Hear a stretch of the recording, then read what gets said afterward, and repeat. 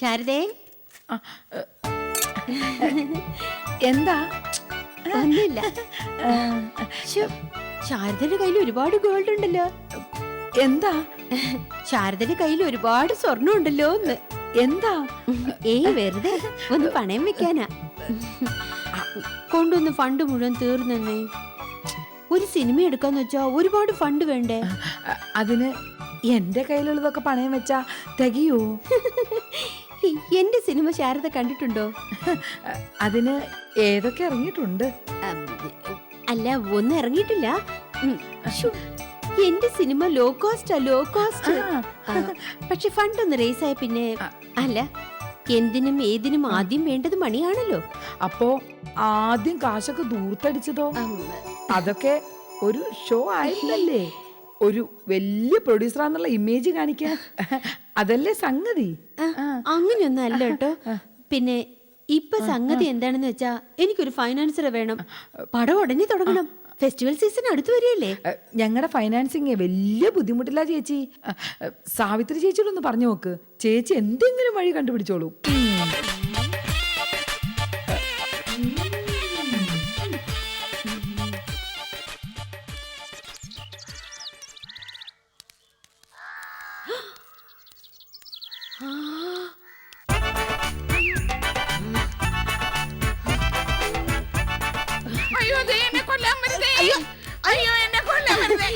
അല്ലേ ചേച്ചി, ഞാൻ വ്യൂ ഫൈൻഡറിൽ കൂടി നോക്കിയതാ. ഞാൻ എടുക്കാൻ പോകുന്ന പടത്തിൽ ചേച്ചിക്ക് നല്ലൊരു റോളുണ്ട്. യാചികയുടെ അമ്മയായിട്ട്. നല്ല അമ്മയായിട്ടാ. ആ നാരായണ ഭഗവാനെ നന്നായിരിക്കട്ടെ.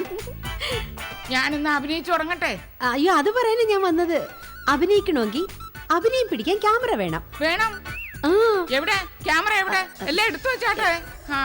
എന്റെ സംഭാഷണം എന്തുവാ? ഞാനൊന്ന് കേക്കട്ടെ. ചേച്ചി, ക്യാമറ വെക്കണമെങ്കിൽ ക്യാമറാമാൻ വേണം. വേണം. ക്യാമറയിൽ ഇടാൻ ഫിലിം വേണം. ലൈറ്റ് വേണം.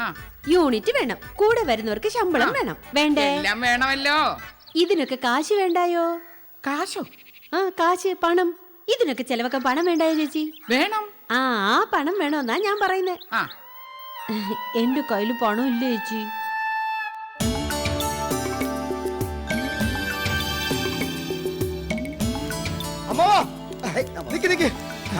എന്റെ റോള്.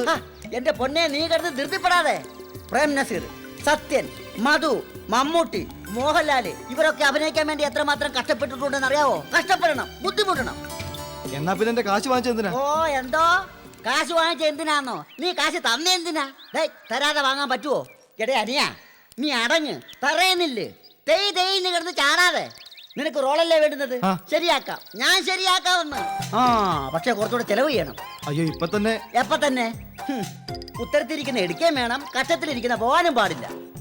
നോക്ക്, നിന്റെ കയ്യിൽ നിന്ന് വാങ്ങിക്കുന്ന കാശുണ്ടല്ലോ, പുട്ടടിക്കാനല്ല, അഡ്മിഷൻ ഫീസാ. Admission fees. ഇതിന്റെ ഏറ്റക്കുറച്ചിലനുസരിച്ചാ ഡയറക്ടർ കാര്യങ്ങൾ തീരുമാനിക്കുന്നത്. കേട്ടോടാ മോനെ. അമ്മ